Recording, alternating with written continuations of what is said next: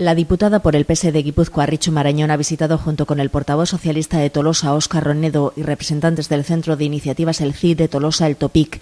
El TOPIC es el Centro Internacional del Títere que se sitúa en el antiguo Palacio de Justicia, en la plaza de Euskal Herria de Tolosa, y que nace con vocación de acoger el tradicional Festival de Títeres y un museo permanente con exposiciones temporales, centro de documentación y archivos sobre las marionetas.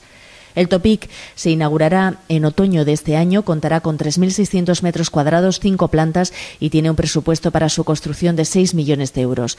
Ahora hay que garantizar el funcionamiento de este centro. El objetivo: incluir una subvención de 250.000 euros a cargo de los presupuestos generales del Estado, como señala la diputada por el PS de Guipúzcoa, Richu Marañón.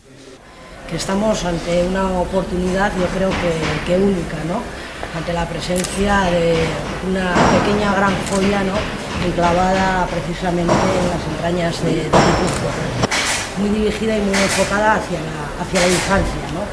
Cosa que yo creo que es importante a la hora de trabajar para conseguir ese nivel. En este sentido, hablaban quienes van a gestionar y van a llevar a cabo el centro que sería necesaria una partida de en torno a los 250.000 euros para darle estabilidad, y eso es lo que vamos a hacer a partir de que estamos en pleno proceso de elaboración de trabajo presupuestario a nivel de las Cortes, del Congreso de los Diputados, de lo que sean los futuros presupuestos para el Estado. El proyecto tiene un presupuesto de 6 millones de euros y los patrocinadores son el Ayuntamiento de Tolosa, el Gobierno Central, Gobierno Vasco, Diputación de Guipúzcoa y Cucha.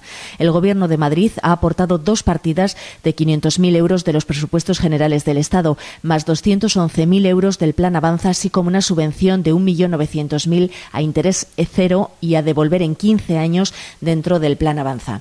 El portavoz del Grupo Municipal Socialista en el Ayuntamiento de Tolosa, Óscar Ronedo, reconoce que no son buenos tiempos, pero espera que el Gobierno central sea de nuevo pionero y plante la primera semilla en el funcionamiento del TOPIC de Tolosa.